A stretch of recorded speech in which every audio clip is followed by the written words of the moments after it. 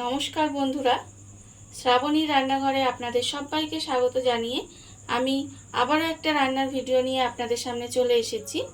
আজকের আমি আপনাদের কাঁকরোল দিয়ে একটা অসাধারণ স্বাদের রেসিপি বানিয়ে দেখাবো।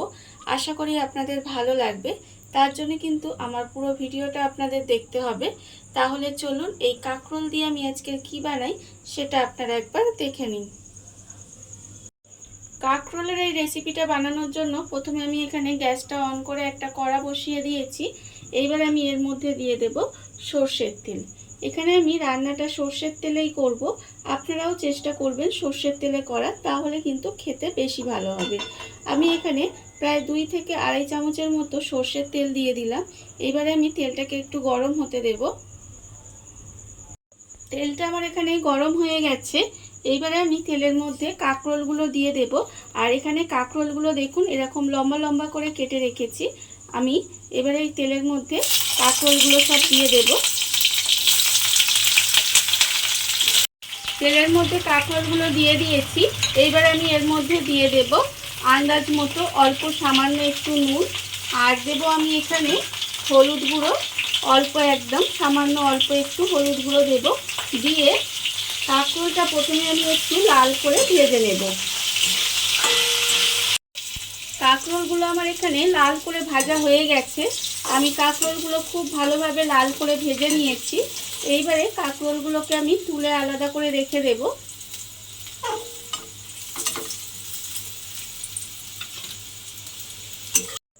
কাঁকরোলগুলো ভেজে আমি আলাদা করে তুলে রেখে দিয়েছি। এবারে ওই তেলের মধ্যে প্রথমে আমি দিয়ে দেব এখানে ফোড়নে দেব অল্প সামান্য একটু কালো জিরে ফোড়ন দিলাম। এবার আমি এর মধ্যে দিয়ে দেব আন্দাজ মতো নুন। কাঁকরোলে যেহেতু নুন দিয়েছি সেটা বুঝে কিন্তু নুনটা দিতে হবে।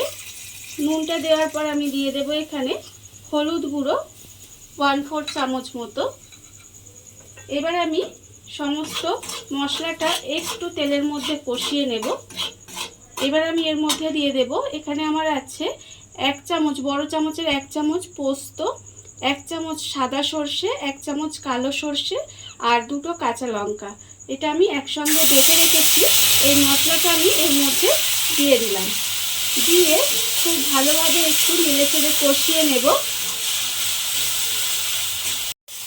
মশলাটা আমি এখানে খুব ভালোভাবে একটু কষিয়ে নিয়েছি। এইবার আমি এর মধ্যে দিয়ে দেব, যেহেতু নিরামিষ রান্না, স্বাদের জন্য অল্প একটু চিনি দিলাম। আপনারা যদি না চান চিনিটা নাও দিতে পারেন। এইবারে আমি এর মধ্যে একটু বাটি ধুয়ে 1 বাটি জল দিয়ে দিলাম। দিয়ে এবারে খুব ভালোভাবে এটা একটু রান্না হতে দেব। গ্রেভিটা আমার এখানে খুব ভালোভাবে ফুটে গেছে।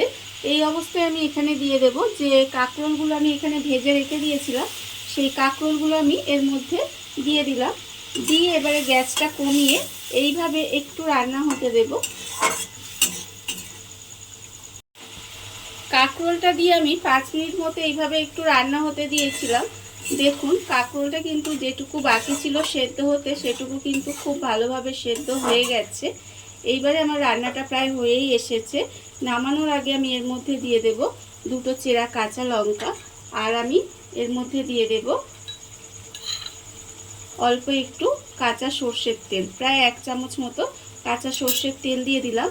দিয়ে এবার গ্যাসটা অফ করে ঢাকা দিয়ে এইভাবে কিছুক্ষণ রেখে দিলেই কিন্তু রান্নাটা আমার রেডি হয়ে যাবে।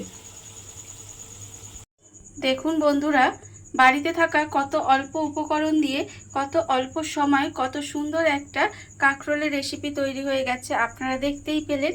আর এই ভিডিওটা যদি আপনাদের ভালো লেগে থাকে, আপনারা যদি ফেসবুক থেকে দেখে থাকেন পেজটি ফলো করে দেওয়ার অনুরোধ রইল। আর যদি ইউটিউব থেকে দেখে থাকেন চ্যানেলটি সাবস্ক্রাইব করে নেওয়ার অনুরোধ রইল। তাহলে চলুন ভিডিওটা আমি এখানেই শেষ করছি। আপনারা সবাই ভালো থাকবেন, সুস্থ থাকবেন। আবারও হাজির হব নতুন কোনো রান্না নিয়ে।